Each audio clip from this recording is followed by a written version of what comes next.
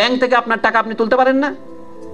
কিছু জালিয়াতি হয়, কিছু আমরা জানি ইলেকট্রনিক যুগে প্রত্যেক মানুষ তার ভোট একটা সময় দেওয়া হবে, আপনি 10 দিনের মধ্যে ভোট দেবেন, আপনাকে ভিড় করে ভোট দিতে হবে না, আপনি লাইনে দাঁড়িয়ে একটা বুথে 50 জনের বেশি লোক থাকবে না, আপনি করেন, এটা অসম্ভব নয়।